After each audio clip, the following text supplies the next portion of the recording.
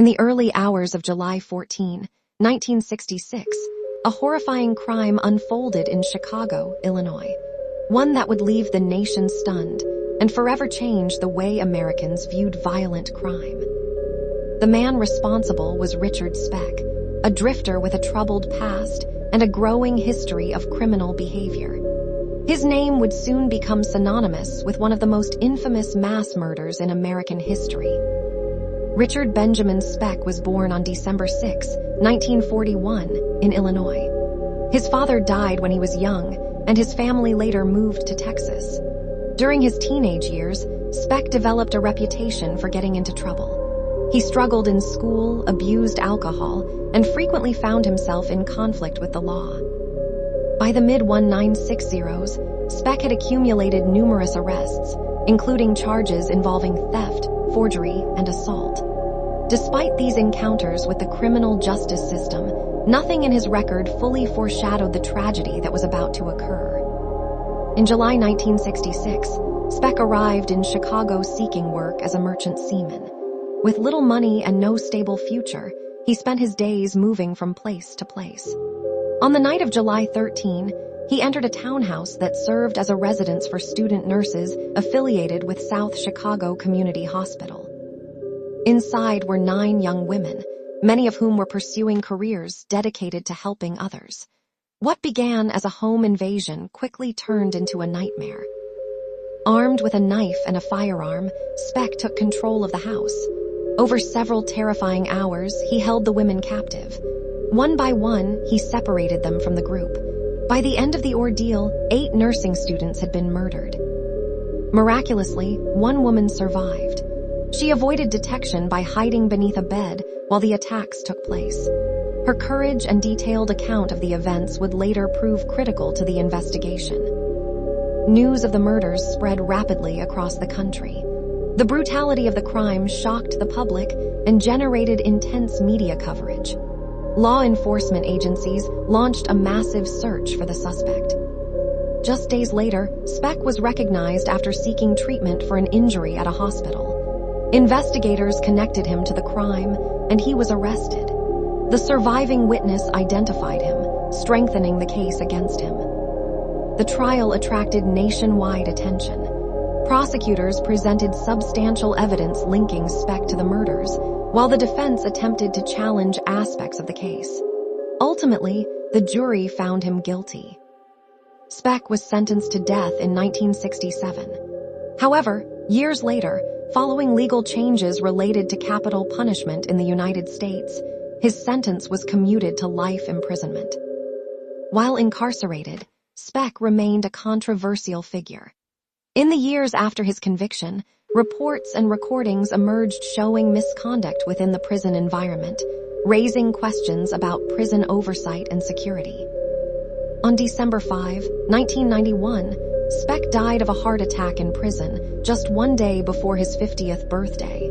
He never regained his freedom. Today, the Richard Speck case remains a significant subject of study in criminal justice, psychology, and law enforcement history. It serves as a reminder of the devastating impact violent crime can have on victims, families, and entire communities.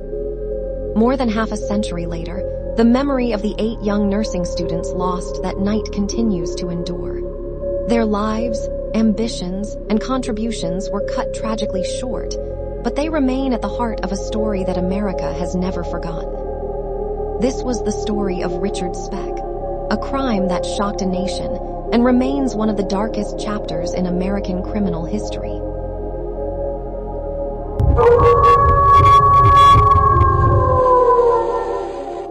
In the early 1980s, the city of Buffalo, New York, was shaken by a series of terrifying and racially charged attacks that left the community in fear.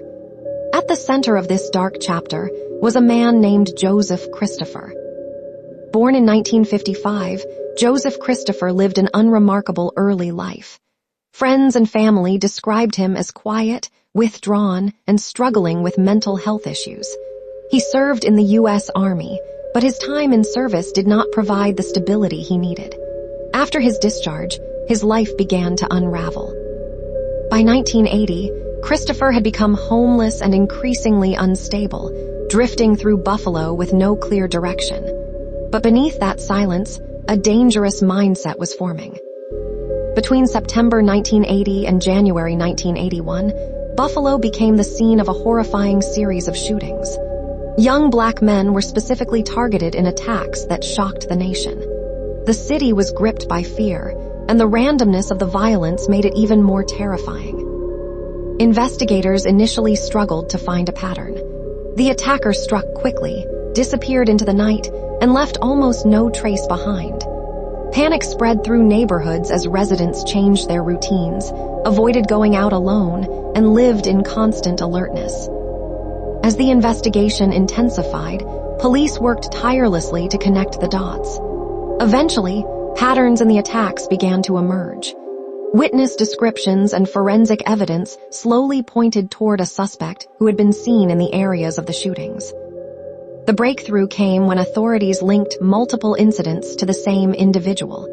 That suspect was Joseph Christopher. Christopher was arrested in 1981, bringing an end to the wave of terror that had haunted Buffalo for months. During interrogation, he gave conflicting statements, at times attempting to justify his actions with disturbing racial motivations, and at other times appearing confused and detached from reality. Psychological evaluations later suggested severe mental illness, including paranoid schizophrenia. Experts debated whether his actions were driven by ideology, delusion, or a combination of both.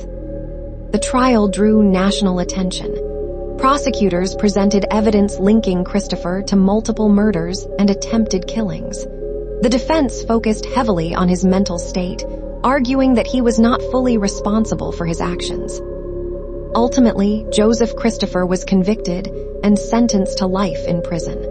While incarcerated, he remained a controversial figure, with his case often studied in discussions about mental illness and violent crime. The crimes of Joseph Christopher left a lasting scar on Buffalo's history. Beyond the headlines and fear, his case raised difficult questions about mental health, societal neglect, and the warning signs that are often missed until it is too late. Today, his story is remembered not to glorify the violence, but to understand it, so that such tragedies may be prevented in the future. In the silence of forgotten streets, history reminds us, prevention begins with awareness.